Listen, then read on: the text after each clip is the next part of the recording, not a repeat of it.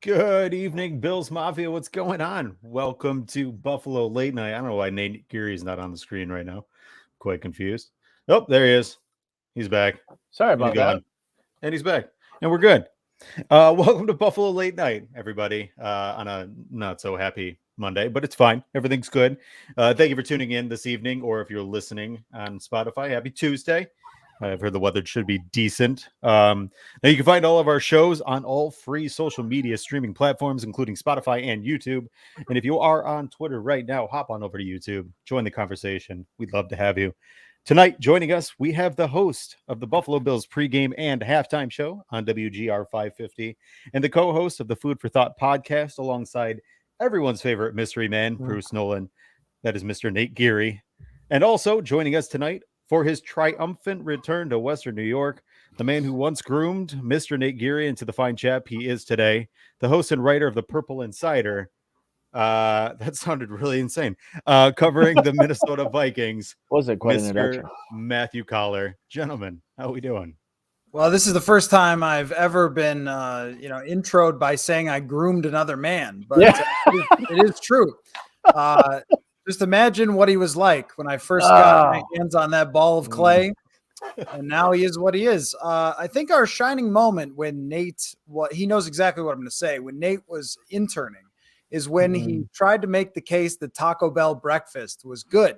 And so part of his job as an intern that day was to go get breakfast from Taco Bell. And I have to say, he was probably more right than wrong. Everything Taco Bell does is just perfect. And I think they did the best they possibly could with that breakfast. So I don't remember anything else except for telling him to go cut more sound all the time. But that was a good moment for you. I think that was the moment you really became a man, Nate. I peaked. Yeah. I mean, it's really honestly been all downhill from there. But no, Taco Bell has a very unique way, especially Taco Bell breakfast, to really bring people together. So it also forces people to be apart as well. It's the beautiful part of Taco Bell. It's a little bit of yin and yang. Yeah, I saw that guy on TV said that he had $26 worth of Taco Bell, and I can confirm Impossible. My order generally is about $9, and I'm very full after that. So I just want to have the record clear as we're talking about Taco Bell. You're going to appreciate this story. So draft day last year, Taco Bell sponsored draft coverage. So Taco Bell gave us 3 $100 Taco Bell gift cards. And Taco Bell's right across the street from the station. And Joe DiBiase and I were doing 9-hour coverage on Saturday and then 5-hour coverage Friday night. And so we were thinking, okay, 5 people, we'll burn through this. Dude, I went to go the first night to go get the Taco Bell for dinner, which, by the way, even someone that owns a Taco Bell would tell you not to eat Taco Bell 2 days in a row, but definitely don't do it 3 days in a row. But dude, I went and bought Taco Bell for 5 people and I spent $41. And I thought to myself, this is going to feed 5 people for 3 days with one gift card of these, one $100 gift card. Yeah. Let's just say people had a call off on Monday for upset stomachs. So south of the border, inflation does not exist. But was there something else we were supposed to talk about on the show, or was that? Oh no, Taco Bell. Yeah, no. Okay, we're talking about it's actually diuretics as the show's wipes topic tonight. Dude wipes, medicated dude wipes. There it is. Yeah, and we got Joe Miller popping in with the Yo Quiero Taco Bell, the nice little Chihuahua. Those are great commercials. Needless to say, let's carry on. Here at Buffalo Late Night, we do have an injury specialist. That is our guy, Dr. Kyle Trimble, banged up Bills. Kyle, how you doing tonight, my friend? A little tired, but overall pretty good. I can imagine. Kyle is a brand new father as of this week. Oh, congrats, Kyle. The third time. Yep. Very nice. Yep. And also has been harassed today by Bills fans who can't figure out what's going on with Josh Allen. So here we are. Let's put it lightly. Yeah. Everybody thought the world was coming to an end. So here we are. So Kyle, in that frame of reference, if you don't care and you would be so kind, we do have some video clips. Give us your rundown. Tell us what's going on with Josh and any other injuries that we saw yesterday during the Jets game. All right. So we're going to watch the video come up here. Let's see here. I don't think this isn't the video. That's the one where he got smoked by 3 dudes. Yeah. So this is the injury, or no, this isn't the injury that happened. This is the other, because they wouldn't confirm that they had the injury at the time. This is the injury now that we're seeing here. But that first clip was the possible other injury that could have been had, because they wouldn't confirm that that was the injury there. So going back to that, if we can. Yep. So we see here that was it DJ Reed, I believe, that hit his arm. I'm not who got his arm. I thought it was DJ Reed, but Huff. Yeah, it was Bryce Huff there. Aubrey Huff. So we see what happens is he gets his arm way back like that, and that stresses the UCL, which is the inner part of the elbow. We see it baseball players, unfortunately. And we know it's a UCL because it's been confirmed by Ian Rappaport, Chris Mortensen, all those guys there. So it's a common injury we see in baseball pitchers, but keep in mind the throwing mechanics for football are different. Nate, am I correct in that statement? Having played? Oh, yes. Yes. You've got a baseball guy above me too to confirm. All right, perfect. So we know the baseball mechanics are different. We also know that the speed at which the throwing is different, and how often the throwing is different too. So keep that all in mind. So UCL, people on the season ending. Yeah, that is true in terms of baseball, but we're talking about football here. So this is a perfect point where the clip is paused at here. So we see the hand push the arm all the way back, puts a lot of stress through the elbow. There is a lot of stress through the shoulder in terms of external rotation. The shoulder does have the ability to give for that. That's why when you freeze frame a baseball player, for example, you see their arm way, way, way back. Like it's almost like parallel to the ground the other way. So, but there's still a lot of stress being placed through that arm. And then he's also forward, giving you the potential injury to the UCL. I know that Chris Mortensen had said that he has is getting assessed for other nerve, not damage, but concerns in the area, which the ulnar nerve is that nerve that passes through where you hit basically your funny bone at. So that's why they're concerned about that. And that's a nerve that's commonly injured when you hit your funny bone, or also just when you have elbow injuries in that area, because you can actually palpate it. So if you go feel the inside portion of your elbow and then kind of start tapping it, you can almost get that pins and needles feeling if you tap it hard enough. So your ulnar nerve is palpable in that case there. So I know that they've talked about it being monitoring. They haven't said that there's a timeline, and I'm sure there's competitive advantage to that, to not give a timeline yet. But there is a concern that he suffered, potentially grade 1, grade 2 sprain in that area, potential nerve injury. And when I say nerve injury, there could be a peripheral nerve injury in that there could just be damage to the area. There could be a base and overstretching in that area. Think of the tap out holds you see in wrestling, or a less common thing, but some of these other people have done, is if you act as though you're holding up a tray like over your head like this here, even just do that motion, you start feeling pulling up through your your lateral part of your hand there, your medial part, and then you start feeling a pulling. That's you're biasing your ulnar nerve there. So as you come up more and more like this, you feel it more and more, and then you can really overstretch it and cause some pain there. So that explains why he's grabbing his wrist when he first gets hit right afterward, and then he starts grabbing at the elbow because he's feeling that pulling, and that probably pins and needles bone there.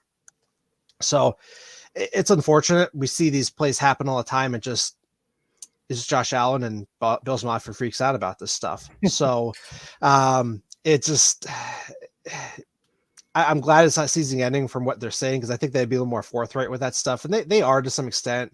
But we know that this isn't not nothing though. And I know everybody's worried about the timelines. To give some context here, he had a very similar injury back in 2018 against Houston Texans in week 6, I believe it was. He missed the next following 4 games, and then he had a bye on top of that too. So he had 5 weeks to get fully right there. Keep in mind, that was a 6-10 season. So were they rushing their rookie quarterback out there as soon as they could? Probably not. And looking in retrospect, that's what they did there. Looking at timelines though, if it's a grade 1, grade 2, you're probably looking at anywhere from 2 to 3 weeks where he's potentially going to be out. There is a chance you could see him be out for even longer, such as an IR designation. I don't know that the teams want to do that though, because if you think about it, the threat of Josh Allen alone being on your roster, potentially be able to play, would be enough for teams to game plan for him, even if he's not going to play. So knowing that they have the Vikings game, which I don't think he's going to play for, the Browns game, which is a big iffy, and then you have the Lions game right after that, you could give him some time to get some rest and then come back against, I believe it's the Patriots in week 12, 13. Yeah, if the math checks out right with that, whatever it is, but against the Patriots the following Thursday there. So, I want to be wrong. I always want to be wrong in these situations, but the film doesn't lie. And then what we're seeing from Rappaport, what we're seeing just out in the, for well-sourced people, that there's some concern here, but I don't think it's season ending or surgery. Okay. And in regards to Greg Rousseau, is this something, because it's a high ankle sprain, obviously it's something that is typically one that lingers. What do you expect? So the team did say he's week to week. They did say it's high ankle. And then this is a clip here where Rousseau starts cutting to his right. Conklin, I don't know what he does. He falls down and clips Rousseau from the outside, which is a common way that the high ankle sprain does occur there. But what's impressive and not impressive is that he played for the next, I believe, 6 plays and was limping around on the injury. And what happened with that was the swelling wasn't kicking in. And he knew that, hey, I hurt my ankle, but wasn't quite sure about what was going on there. And then he got taped up, was ready to play, but he did not re-enter the game in the second half there. So we do have some context for that too. We see that Ed Oliver missed 3 games with his high ankle sprain suffered in week 1 against the Rams. And do I think he's going to miss 3 games as well? Possibly more, maybe 2. It just depends on how severe it is. But the week-to-week designation does fit with that. And they have enough depth at that position. They can allow him to get fully right with that though too. Okay. And any other injuries of note? Not too much, sir. I did see Dane Jackson would look to be a stinger again. That it would be his 3rd stinger, and I believe 4th overall since last year. Now we know he had that nasty hit in week 2 against the Titans, and then he had a stinger back against the Chiefs, and then he had this stinger again here. So that has some concern that there might be some underlying issues that I'm sure the team's just trying to get through and manage in the offseason. But that's just something to keep monitoring. But hopefully we'll see maybe his play as Tre'Davious White eventually does come back. We also know Kyrie Elam did suffer what appeared to be a left ankle injury. He was trying to slow down and stop when Garrett Wilson had his fumble that he self-recovered. Looked as though to roll his ankle inward, possible low ankle sprain. There's a possibility he could kind of jammed his ankle up as well too, because he's trying to stop real fast and stop on a dime. So a lot of now, but obviously the biggest ones are Josh Allen and Greg Rousseau. Okay. Well, we will keep tabs, and for all of Bills Mafia, make sure that you are following Banged Up Bills on Twitter. You could check up bangedupbills.com. Kyle will have up-to-date information on Josh Allen and all Bills injuries moving forward. Done a great job. He does a great job every single week. You can check here, Buffalo Late Night, Locked On Bills, Buffalo Rumblings, Cover 1. He's all over the place, and get your up-to-date injury information. So, Kyle, we'll see you next week, man. All right. Take care, Get guys. some sleep. Yes. No, obviously, with the fear of injury, the fear of anything in terms of medical stuff is tough, and especially going to the dentist. Now, when it comes to being a dentist, Dr. Zach Mills, my cousin, is the best dentist I know and I trust. A Dentist for Kids offers individual dental treatment for kids of all ages. By providing a relaxed, fun, and encouraging environment, Dr. Zach's goal is to help your child build confidence in their smile and with their overall dental health. Dentist for Kids is currently accepting new patients, and they participate with most major insurances. If you visit Dr. Zach, mention Buffalo Late Night for $25 off your choice of a custom whitening kit or an electric toothbrush. Call today to set up an appointment with Dr. Zach and his team, 585-538-7230. Gentlemen, obviously yesterday proved for the Bills that the wide receiver position for the Buffalo Bills would be potentially a serious question mark. Now, and at this point, Nate and Matt, if obviously you're an outsider, but feel free to touch in on this. Do you believe the potential signing of Odell Beckham now becomes a necessity instead of what was previously coined just a luxury? It's a need. It's still, I think, more than a want than a need. They went into this season with the players that they have. They handpicked them. They chose to, not bring back Cole Beasley, whatever happened there. I think it's pretty obvious they miss Cole Beasley's role in the offense. I mean, they don't really have a guy right now that Josh Allen trusts, especially against zone coverage. We know teams are running the too high zone against him, and they're not really moving in and out of that. We saw some man coverage in the first half against the Jets, but really that entire second half, it was zone coverage and fooled Josh a couple of times. But yeah, I mean, I don't think you can have too many weapons, especially when you're in a Super Bowl window. Look what Minnesota did. I mean, not that I think the Bills would have really benefited from going after a guy like TJ Hawkinson. They have a high paid tight end on their team they don't currently use.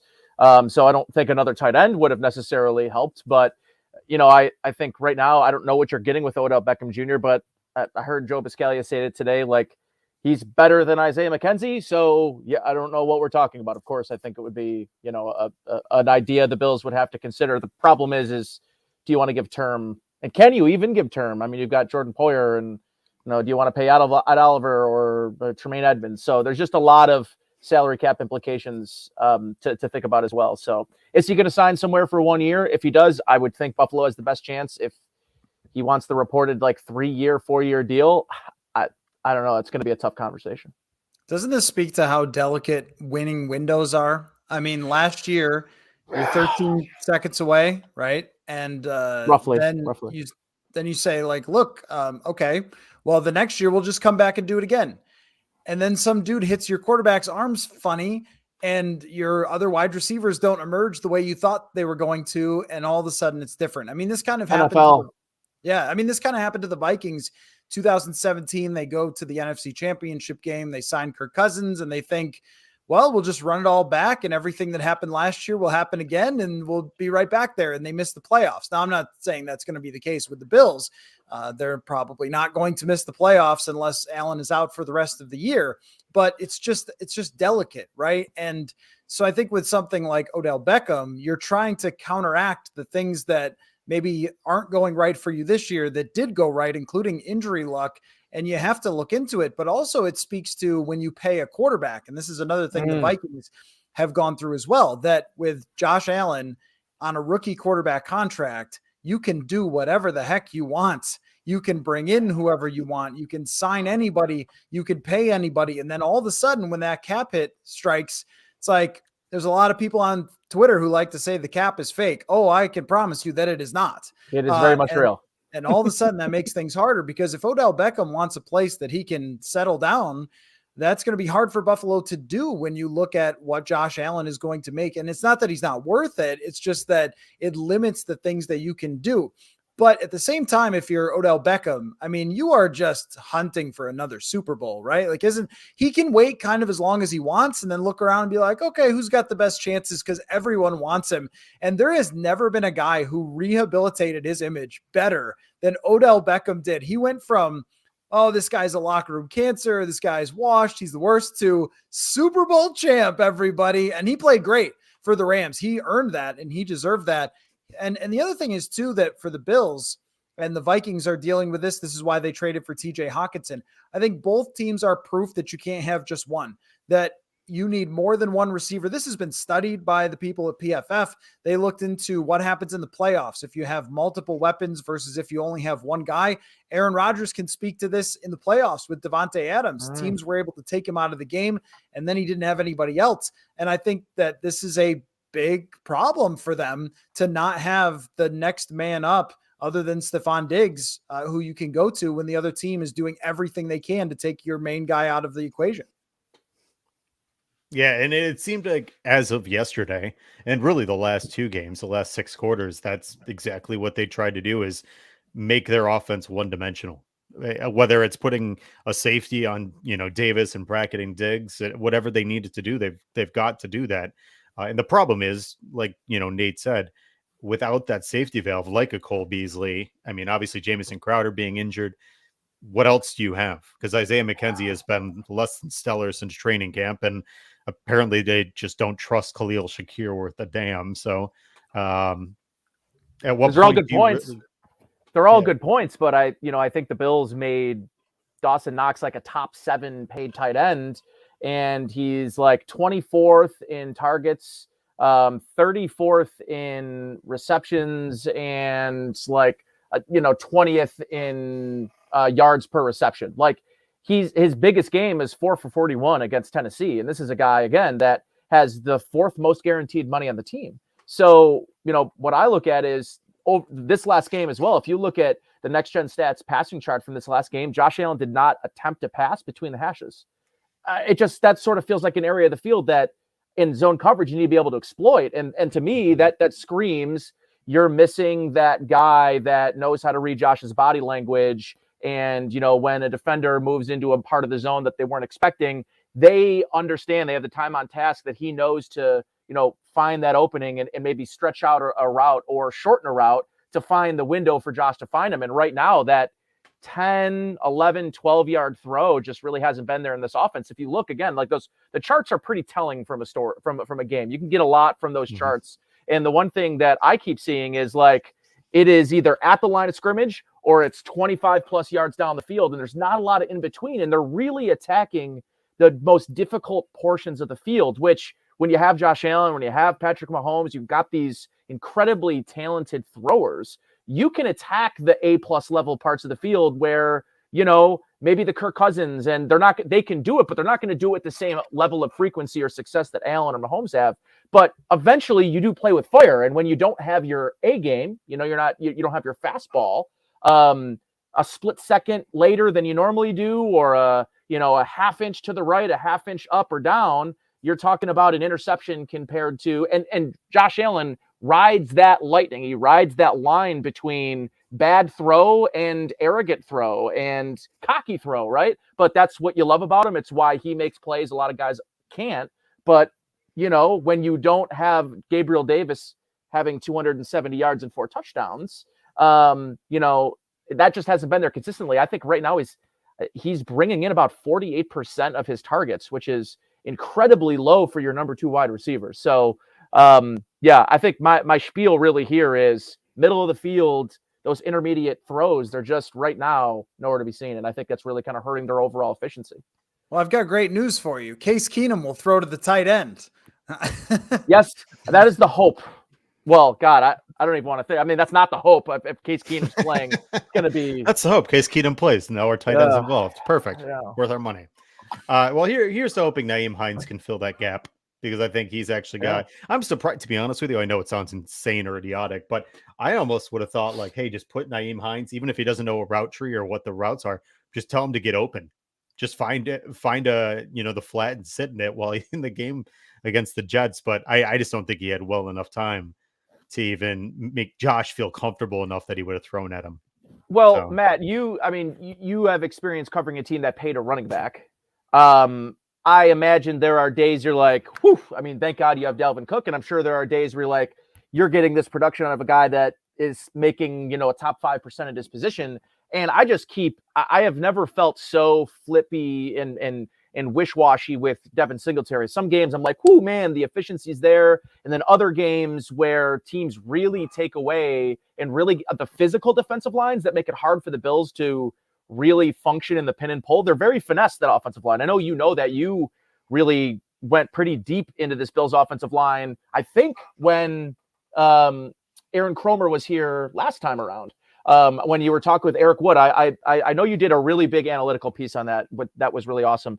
But like this Bills offensive line is very finesse. And when you can't overpower guys at the point of attack, Devin Singletary's speed, his shortcomings become very evident throughout a game. And at the same time, it's like, they go out, they get a running back in Nyheim Hines, who's paid in the top like 25% of his position to be, I don't know, a part-time player. But like you cover a team that pays their running back. Like, is there at least partial benefit to doing that? Because right now it feels like this team has been searching for something that they can refer to or resort to when Josh Allen doesn't have his A game. Right now, it's not the run game. I think one of the problems with paying running backs in general is how reliant they are on offensive lines. I mean, when you look at the difference between when a play is blocked up perfectly versus when it's not, 95% of running backs are not going to escape that and not going to have success unless their offensive line is blocking perfectly. And that didn't apply to Dalvin Cook really until this year. But when you talk about those advanced stats, one of the stats that's interesting to look at is rushing yards over expected. Yes, and it is. when you look at Dalvin Cook in past years, he was averaging almost a yard over expected at one point at his peak. Like, that's really impressive. I mean, when you don't even have to block well, and this guy is just going to dodge tackles and make jukes and whatever else and get first downs regardless, that's not the case this year. He's basically dead on even, which is still good and helpful for you. But what do you want to spend $12 million on other than that? When basically it's suggesting that any running back who had the same holes and the same blocking would have gained the same amount of yards. And the Vikings have built an extremely physical and athletic offensive line when it comes to the run blocking. Now, pass blocking is an entirely different story that we can get into at some point, but their run blocking is terrific. And so with paying Dalvin Cook, I think it was really, this guy is one of the stars of your team. He's one of the faces of your team. And we see franchises run into this all the time. The owner will say to the GM, wait a minute, everyone's buying this guy's jersey. He's in the Pro Bowl. We can't get rid of him. And so even if the GM understands the risks, like, think about this. I mean, the first 2 years of Dalvin Cook's contract, they were not over 500 for a single second. I mean, those were the two crazy. cheapest years of his contract. And Yeah. so this year, everything's going right, but he's not performing as well as he was. And you see against Washington, when this team's run game is taken away, it's very difficult for Kirk Cousins to carry a team. And they've had to rely on the other team throwing interceptions, fumbles. They have the highest turnover differential other than the Eagles in the entire NFL. And those are the margins that they've had to win on because they are not reliant anymore on game in and game out, Delvin Cook dominating. And I think, that's kind of the sacrifice maybe you make if you're Buffalo, is if you're looking for a certain type of offensive line, well, maybe they can't just plow people over and any old running back with two legs can get first downs. There are teams that are built that way. But not everyone has Derrick Henry. Almost nobody has Derrick Henry, where you can put anybody out there and he's going to truck people and so forth. It's usually relying on how you want to play. And I get that though. I mean, it's like, look, you've got Josh Allen. He could do a lot of the running. The thing I don't get though is, and this goes for James Cook and it goes for Nyheim Hines, who I like, but this idea that the next Eric Metcalf is walking through that door, the next Thurman Thomas who could go down the field as a running back, as a receiver, usually running back receiving stats are just based on your offense. If you have Carson Wentz checking down to a guy constantly, people are going to go, wow, my fantasy team was great because it had Nyheim Hines and he had a bunch of catches, but he's not a threat at all down the field. And neither is Christian McCaffrey, and neither is any running back in the league. The hybrid, this next guy is going to come in and be a receiver / running back. No one is. It just doesn't exist. I mean, it doesn't happen. It's a myth. And most of the receiving running backs just catch swing passes out of the backfield. That's not something that you necessarily need to trade for. And it's definitely not something that you draft in the second round. That I think is a place where I would really question them. Oh, we need a better running back. Sign one in free agency. Latavius Murray's played for two teams and he's been good for both of them. This year. This year, he's played for like 6 teams overall and he's been good for all of them. If you just need a guy to get you through, there are free agent running backs almost every year. What the Chiefs are running Jerick McKinnon on every play, former Viking as well. But you draft a running back, actually a similar mistake to what Kansas City did with Clyde Edwards-Helaire. These teams get convinced that they just need that one more piece, when the one more piece is usually a receiver.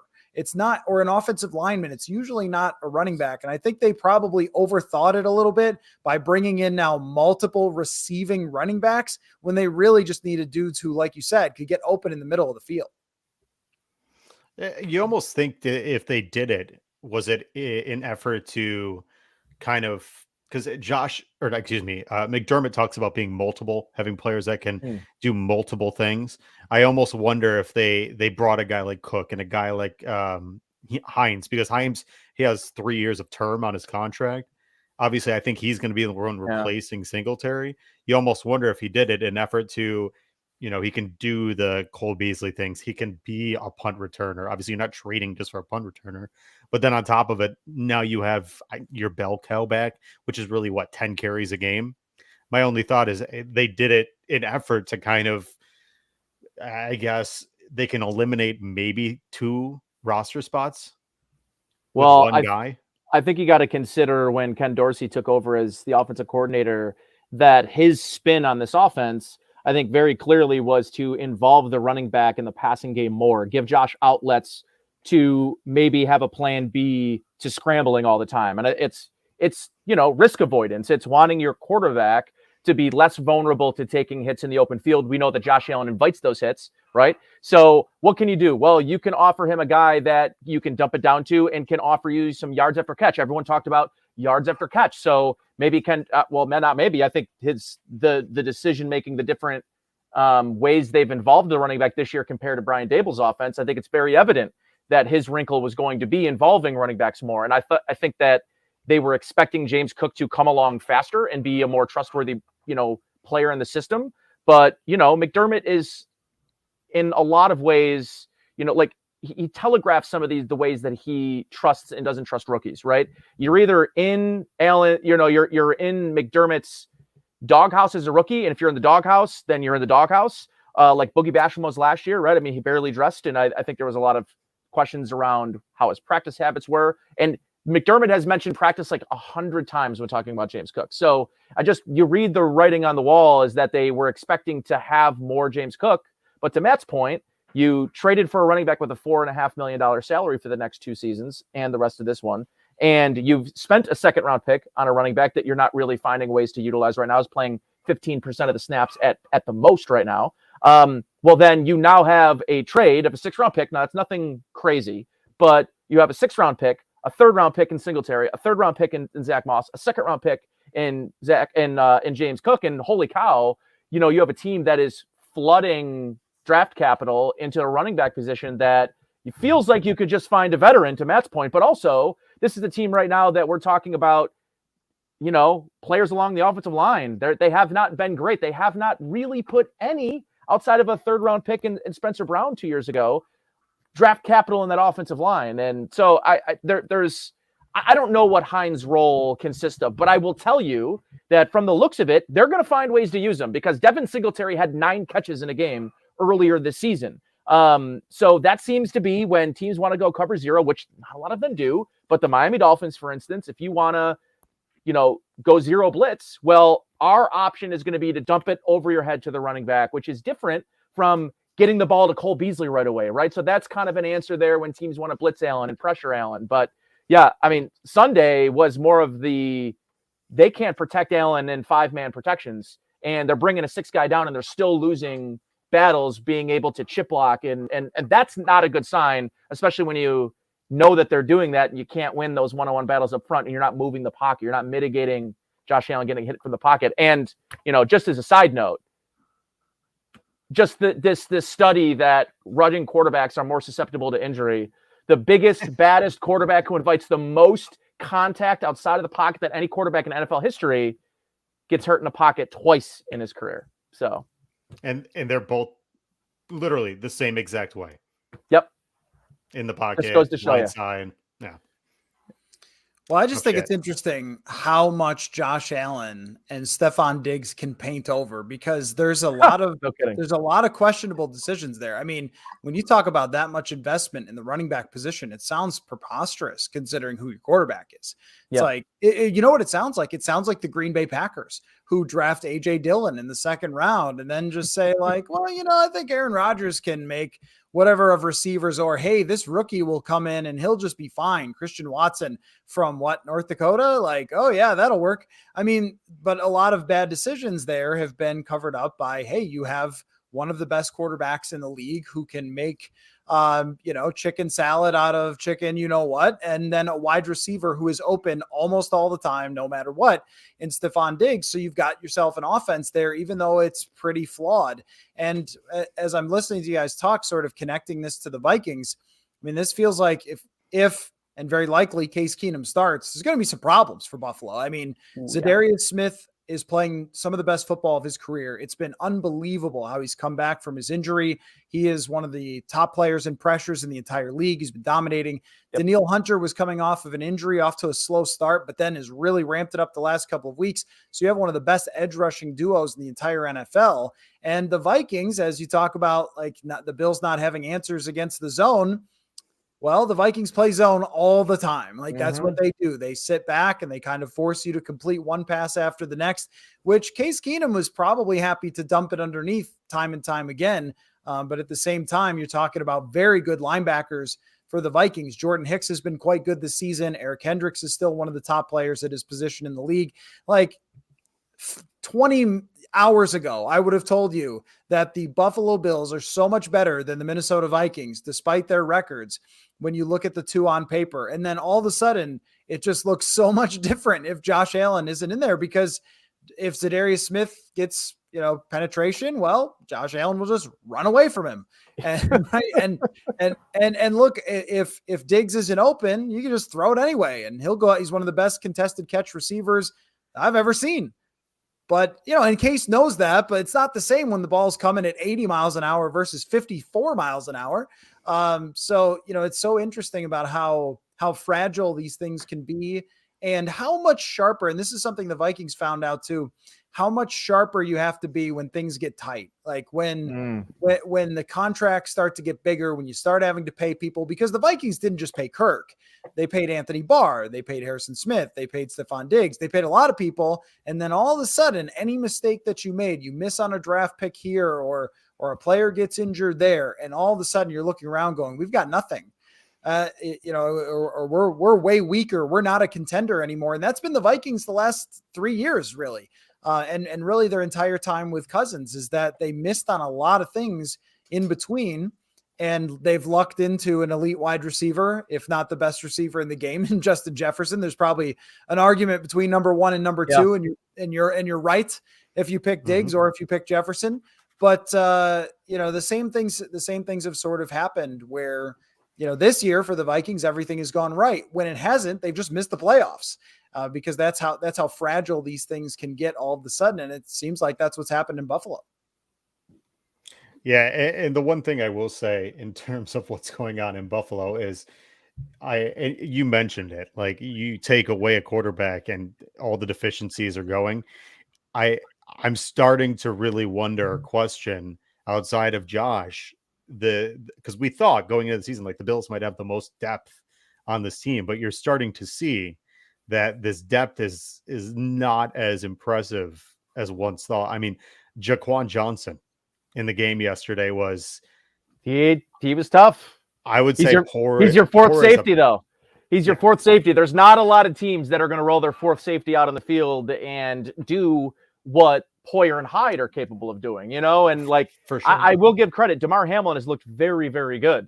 And in fact, I think he brings even if Micah Hyde was healthy, I think there's ways you could get DeMar Hamlin involved in the defense, even with a healthy Micah Hyde. That's how good he has been. But yeah, don't get it twisted. I mean, your fourth safety depth, you can have great depth on paper like the Bills do, but Josh Allen and Patrick Mahomes and like these guys that are the elite of the elite passers in the NFL, they cover up so many other flaws on your team. And you go from a team that has a margin for error that's this to a margin for error that's this. Case Keenum's in the game. Well, now your defense can't give up more than 17 points in a game, right? And the last couple of weeks, the big issue I've had is this is an offense that is, was number 2 in the league in most statistical categories going into the second half of that Green Bay game. The first half, they looked unstoppable. And then, something clicked, something didn't work anymore. They were, I think that the Jets picked up right where the Packers left off in that second half. They ran really soft zone and they forced Josh Allen, who has been doing whatever he's wanted for the first 7 weeks of the year, to be patient. And Allen can be patient. He's shown he can. But when you are rolling, when you are a bowler and you're rolling strike after strike after strike, if you're a golfer and you keep piping fairway after fairway after fairway, what are you going to do? You're going to maybe swing a little harder the next time. You're going to try to get a couple extra yards on that drive, right? Like you're going to press it until it stops. And then all of a sudden, when you're forced to be patient again, you're like, no, man, I know I can hit those guys 35 yards down the field in stride in the cover 2 honey hole. I'm going for it. And, all of a sudden you have a soft zone player like Sauce Gardner who's a little more instinctual than your average corner, who's dropping back into a zone that you didn't think he was going to be there. Like those are just things that happen when you are Josh Allen, when you're Patrick Mahomes. You get like frustrated that teams are taking away the things you can have, especially when you're rolling. It's, I would say it's a tale as old as time, but it's really not. There's not a lot of quarterbacks that do what these guys, some of these best quarterbacks in the league right now are doing with their arms. It's, it's amazing. Well, yeah, 69.3 yard pass after a UCL sprain. Decent. Wild. So carrying on with this conversation, Matt, obviously prior to our conversation tonight, the thought was Josh Allen was going to be the one going into this Vikings game. At this point, with a potential Case Keenum-led Buffalo Bills team, what do you believe is the key to victory for the Bills to actually potentially pull off, I guess, what would be considered an upset at that point? I'll be interested to see what Vegas thinks of that. If Case Me Keenum too. Starter, because did you notice? And I think it was 7:00. Dan Fates posted that at 7:00. Caesar Sports. Was it Caesars or was it MGM? DraftKings pulled all their Bills Vikings betting odds off. Yeah, pretty good sign that seems good. Josh Allen's not going to play, but if it's announced that he's not going to play, which I see no benefit for the Bills to tell the Vikings that he's not going to play, but they are aware of what happened. And, I think that if Case Keenum is starting first, I mean, what a charmed life the Vikings have led. This will be the 5th backup quarterback they've faced, 2 in one game. And Tua has been one of the best quarterbacks in the NFL, and he was out. And then Josh Allen, the absolute cream of the crop, the John Elway of this era, out. I mean, come on, right? Like, it's incredible what they faced. I mean, some of it was okay. Andy Dalton playing over Jameis Winston or Taylor Heineke versus Carson Wentz, but those are still backup caliber quarterbacks who couldn't beat those other guys for jobs. And the Vikings sort of just eked out wins against those teams. I think that the matchup, though, that is very interesting for the Vikings is the Bills defense, because you mentioned it that the secondary is banged up for Buffalo, but it's still a very good unit. And the defensive line is especially excellent. Although there's another injury with Gregory Rousseau getting it. I just can't believe this. I mean, it's every Vikings opponent. They have had one of those dolls that you shove pins in for their upcoming opponents this year.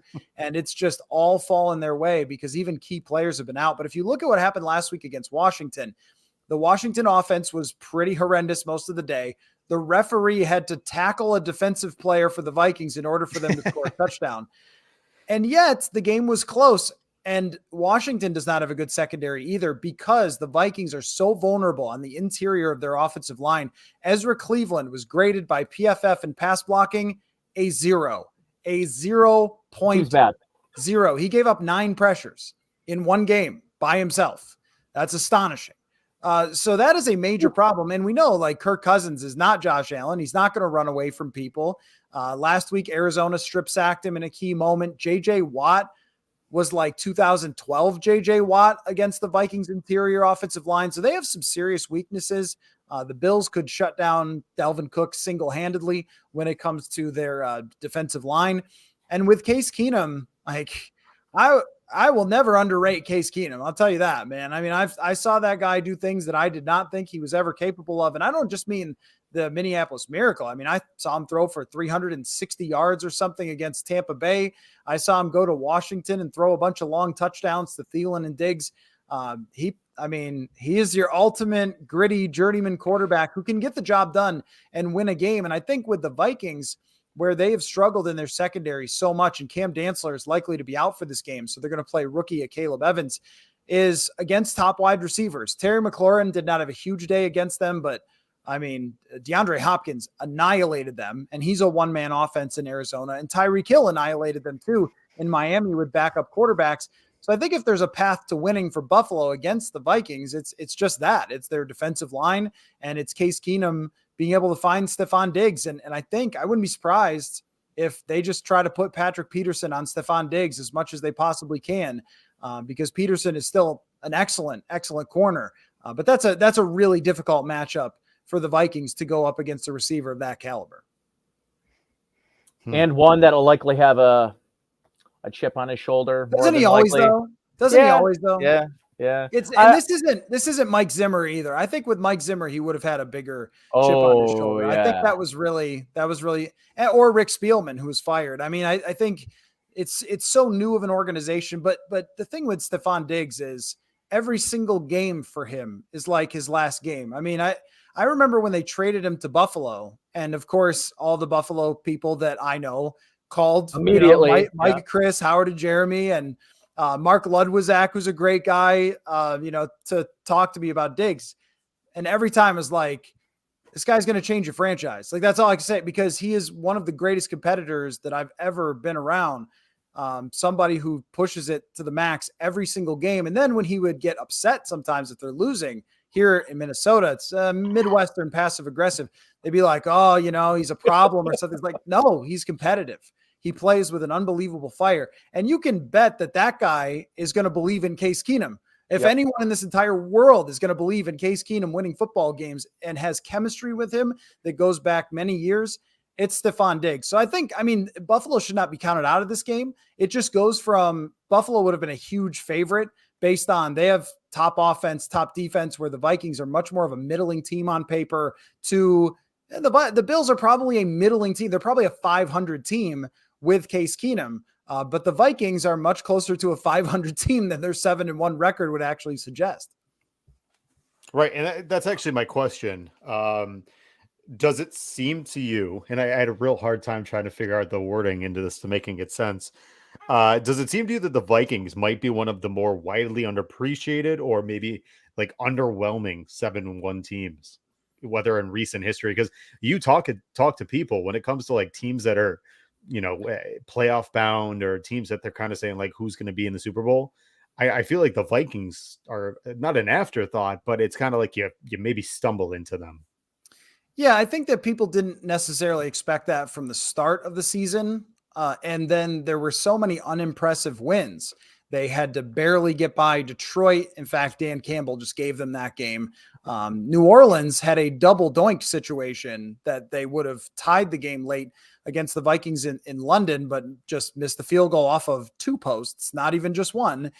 So there have been all these wins. I mean, last week, Washington in the fourth quarter is up by 10 points. They're up by 7. And if they run the ball and punt, they have the best punter in the league. Washington does. If they run the ball and punt, they probably win the game. And instead, for whatever reason, they acted like Taylor Heineke was Josh Allen, and he throws a horrendous interception that sets up the win. And even then, Washington gives it to the Vikings even more because the Vikings late in the game they kicked the field goal, but then they roughed the kicker on a 25-yard field goal. I don't think I've ever seen, you can go sit in the stands at a 25-yard field goal. Like you don't have to rush the kicker. And somehow Washington did that, didn't even give themselves a chance to go tie the game at the end. Vikings just ran the clock out. So everything has just been laid out for them in a red carpet, whether it's opposing teams getting banged up before they face them, whether it's in the middle of the game. Think about this. I mean, Arizona strip sacks Kirk Cousins in Viking territory and then steps on their own feet, forced to kick a field goal. They can't come back in the game. Like every one of these games has been 1-score wins. And we know how random that can be. And I think that we as a society are smart enough to now understand these things, these concepts. We don't just look at the standings. We look at expected win-loss, which says they're a 5-3 type of team based on their expected win-loss, not a 7-1 type team. So we are smart enough to look at that. But the thing is, what I've been saying is who's going to make them stop? It might not be Case Keenum. And when you look at the NFC North, they could wrap that up by Thanksgiving. It's that they have that big of a lead that by Thanksgiving night, they can walk out of US Bank Stadium and be winners of the North. And then, I don't know, play their practice squad the rest of the season. I mean, it's just unbelievable how everything has been laid out for them, including that their own division doesn't feel like playing this year. And maybe Aaron Rodgers licked one too many frogs in the offseason, the way he was throwing the ball the other day. It's crazy how that's gone. And I think that everyone recognizes that. At the same time, now people are taking notice. Kirk Cousins was on with Pat McAfee. Kirk Cousins without his shirt on is being sent all over the internet. Yeah. He was on the Manning cast tonight. Yeah, Adam Schefter literally right. Tell you what, Kirk Cousins, the game. Kirk Cousins is in right now. And also, look, if you look at the power rankings, which I generally don't, but to make this point, I did, they're usually in the top 5 to 7 teams. So now, because they have gotten to this plateau, they are getting that attention. And look, I mean, in some ways it's deserved because it's not easy to go 7-1 in the NFL, even if the other teams lay it out for you. And when you look at the history of teams that started 7-1, which I did, 11 of 34 since 2000, 7-1 teams went to the Super Bowl. So 1 in every 3 teams that has this record has gone to the Super Bowl. So we can, of course, point out the flaws, of which there are enough on this team.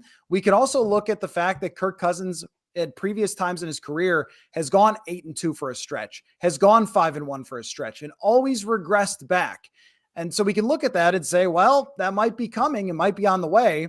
But also it might not really matter because even if they win 11 games, they're going to easily cruise with their division. So it's a very odd year from that perspective because I've never had a season that I've covered in Minnesota where, except for 2017 when Rodgers got hurt, where Green Bay didn't matter at all. They don't matter one bit. That is just the case this year. So it's been very strange. And this was supposed to be one of those set the bar type of games. Like, okay, go play the best team in the league. Now let's see who you are. This team that beat Kansas City, this monster of a team with an incredible quarterback. And now it looks like you're going to play basically yourself, a team with a lot to like and a lot of problems at the same time. And so it's much more of a toss-up. I mean, Buffalo still has Buffalo, that atmosphere, the weather. The Vikings are an indoor team. They don't usually play well cold weather on the road, at least since Kirk Cousins has been here. But it's certainly Sunday's supposed to be like true Buffalo weather. Right. It certainly evens the score, I would say. So I think it goes from probably like a 9 or 8 point advantage for Buffalo to maybe like a pick 'em. Which, speaking of your division, I don't think it's just your division. The whole conference is an absolute tire fire. I mean, you saw what the Panthers game 2 weeks ago. Couldn't you? I mean, the Panthers could. Did they want to win? I don't know. Who cares? Atlanta is like a viable team in the NFC. The Tampa Bay Bucks are going to win their division with like 6 wins. It's Yeah. And then Arizona. They've got Kingsbury, who is just he runs 5 plays and they're all vertical routes, and Kyler Murray just runs around like a little.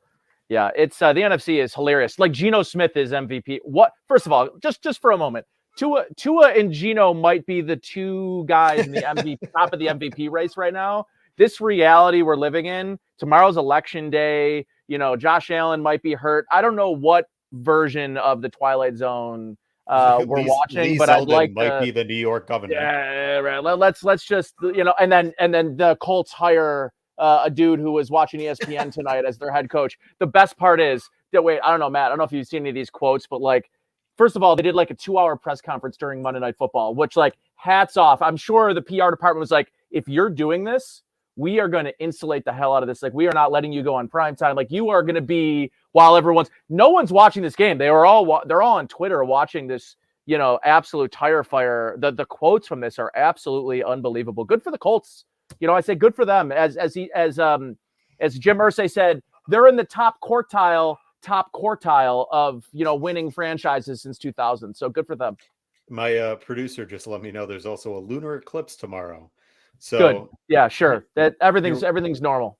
Yeah, here we are. Once again, doesn't it tell you how much a quarterback covers up? Peyton Manning and Andrew Luck covering up for their crazed owner for absolutely crazy owner.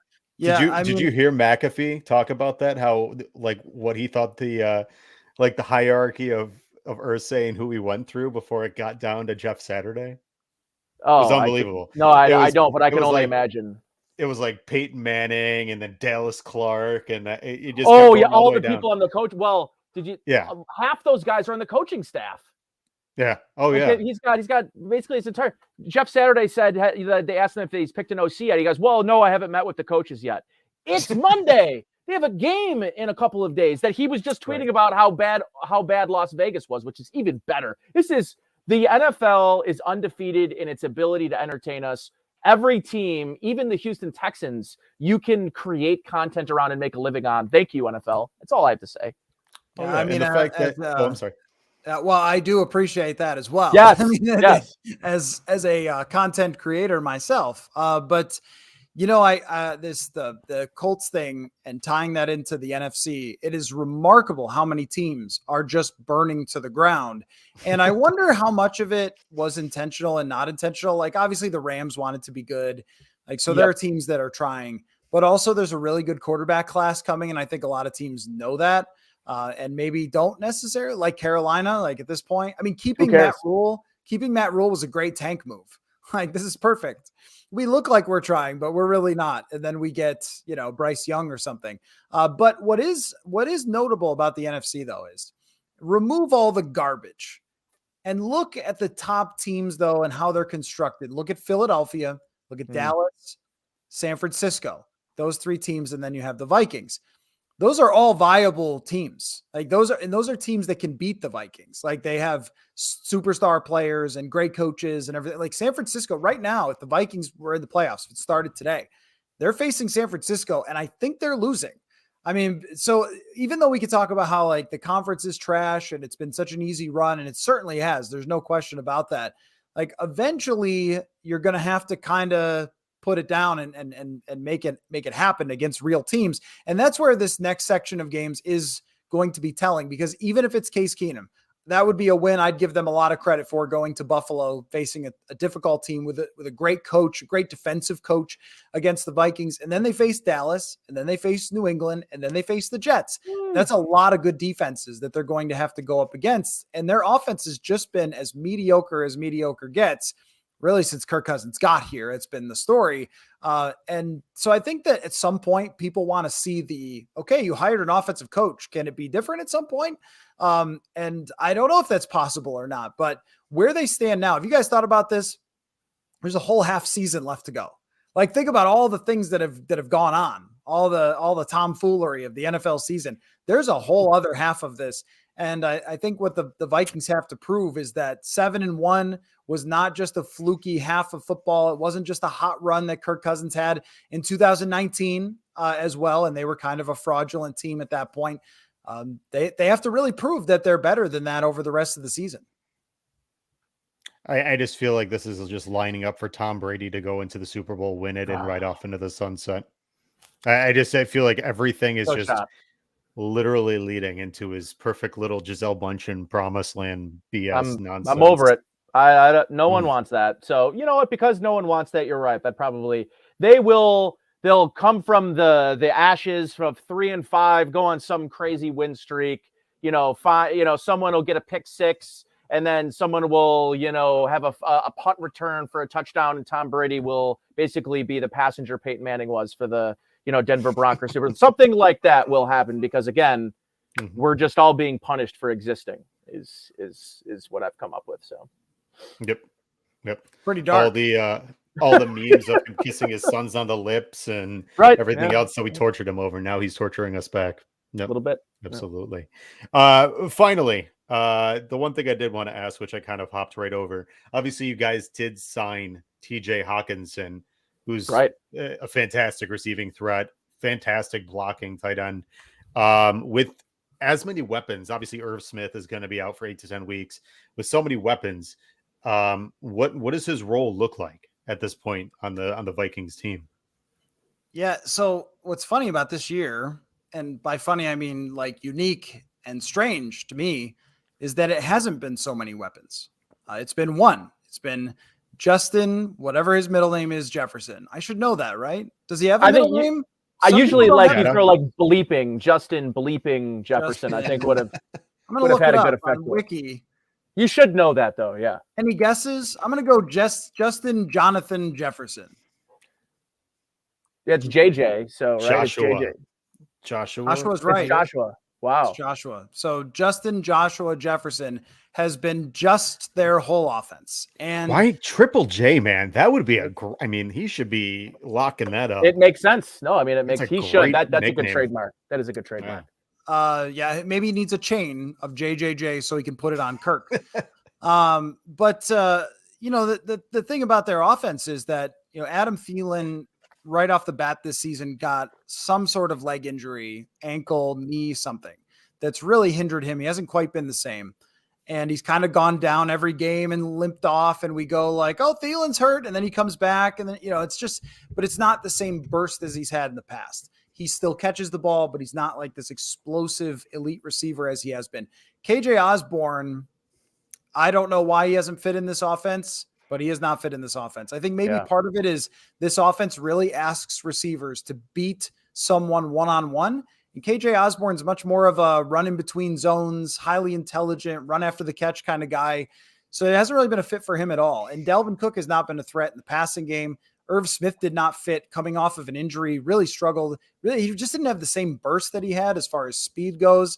And so adding TJ Hawkinson, they're going to use him a ton. And you saw that on Sunday. How about a guy showing up on Tuesday night and playing 60 snaps? That is remarkable. And what I noticed about him is he's just fast. Like, I don't care what his 40 was. I think it was maybe 4.7. But it's not 4.7. He is very shifty and he's crafty. And I think he's actually quicker than what his 40 would suggest. And then when he runs with the football, he's kind of a house. So he's like hard to take down. And I think that's exactly what Cousins needed. He needed another option because they were one of the worst teams on third down in the NFL. And then they converted 2 huge third downs to TJ Hawkinson. I mean, this could really transform their offense. Like, I don't want to be too hyperbolic, but I mean, they were averaging 5.1 yards per attempt to the tight end going into yesterday's game. Jesus. And this is a guy who can average 14 yards per attempt in his direction if he's going down the field enough. So yeah, I think it's big. I think it's really big for them. And that's what I talk about. Like, even if your 7-1 start was very shady and very lucky, that doesn't mean that has to be who you are as the season goes along. You're allowed to improve. You're allowed to adjust and adapt. And I think even part of that is when you go 7-1, there's a confidence element to it. So you add another player, but it meant a lot to the guys to add the player. Like I wrote about this last week, adding TJ Hawkinson for people like Zadarius Smith, Patrick Peterson, Kirk Cousins, Adam Thielen. These guys are in their 30s. Like, this is kind of it's not last dance because they've never won anything, but it's like ish. These guys aren't going to be this good for a long time. And they loved this move. It's like, oh, wow, you're getting us a real player. And they know this guy because they've played him in the division. You're getting us a real player. So there's a little bit of momentum there. And as far as the confidence of the team, like, we can debate whether those things matter, because usually it's a week-to-week league, fellas, if you ever heard that before. No, never. But just the vibe of the team and what that meant to bring him in was almost as important as what he means to the actual offense. And for my fantasy team as well. Oh, he's going to get the ball. That's good because, I was trying to like dump him earlier this season, and then he had that like 40-point outburst. I was like, all right, I'll hold on. And then it's just been, the Lions. So yeah, my fantasy loyalty and or lack of the ability to come up with a creative trade to get rid of him off my team is really paying off for me now. So yeah, it's hard that way. I'll tell you, on coming from a Zimmer-based like run antiquity team that just lived in 1955, it's now you got an offense predicated on just O'Connell's great, man. Holy cow, yeah. What a coach. I mean, and I know you, Coller, like I know everyone that I know that either covers the team or talks about the team, and I follow a lot of Vikings people on Twitter.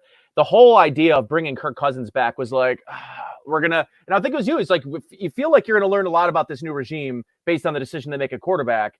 And I don't want to say like Kirk has shocked people, because he's kind of just been who he's been. Maybe he doesn't turn the ball over a whole lot, but it's oh my God, the most important part of the game. That's when Kirk Cousins kind of melts, and they haven't had that moment yet this year. But I got to say, O'Connell has been, I mean, everything you could have asked for in a play caller and like a scheme guy is possible. I mean, he is, what it shows me too is how good scheme can elevate the play of players on a team, and maybe most notably the quarterback position.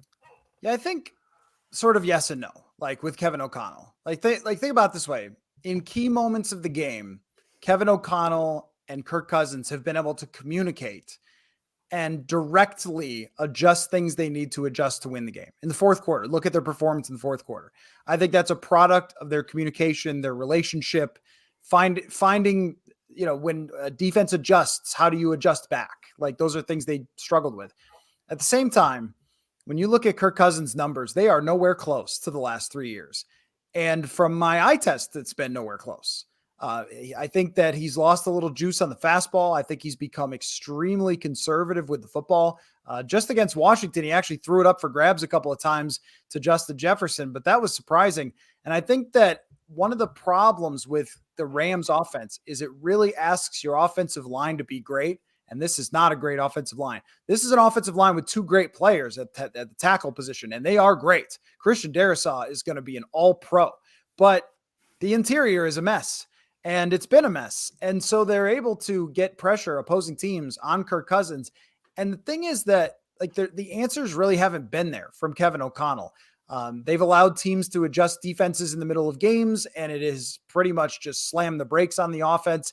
And I think that they're just now maybe figuring out like what works for Kirk with this offense that was run by Matthew Stafford. Very different player from Kirk Cousins, very different arm strength, arm talent, very different willingness to take risks, willingness to fire it into tight spaces.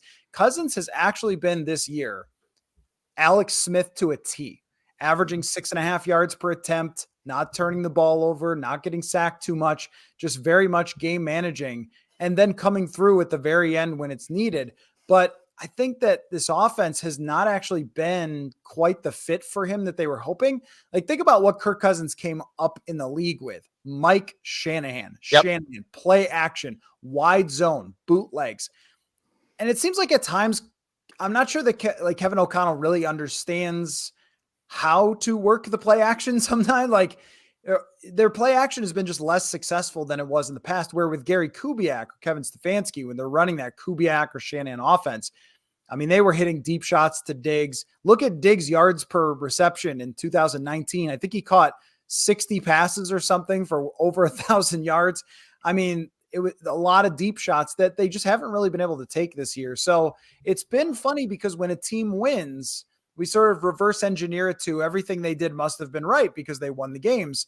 And yet, when you look at their offensive numbers, you look at their offensive numbers through 8 weeks last year, they're better than this. I mean, their efficiency was better than this. So it's kind of an interesting dynamic because there's so much more trust from the coach. There's so much more belief from the coach. It has been Kevin O'Connell from day one who said, Kirk Cousins is our guy and we're going to support him and we're going to believe in him. And that matters. That matters to the locker room. The game-winning drives matter to the locker room. At the same time, if you have 4 game-winning drives, that means you were losing in the fourth quarter 4 times. Out of 7 wins. That you cannot do that week in and week out. And so it's like everything sort of points to this isn't really as good as it looks. Like on the mirror, things are not as close as they may seem or something. Like this team isn't as good as it may seem. But at the same time, the circumstances are there. The confidence is there. The health of this team is there. Every offensive player is healthy at this point, which is really remarkable and doesn't happen that often. So that's why the second half of the season is going to be so fascinating for this team, because in one way you could see them picking up and steamrolling to the end and just being like the team of the year, or you could see some of these things really punching them in the mouth eventually and them ending up, maybe 11-6 or something. And you go like, okay, well, I guess it was a decent year, as opposed to, wow, this is a historic year for the Vikings. And it's funny you mentioned the health of the team. That was the Bills' calling card for the past 4 years, is the surefire health of the franchise. And people thought, well, they invested all this money in this incredible facility and all this. I mean, it was just the talk of the town for years.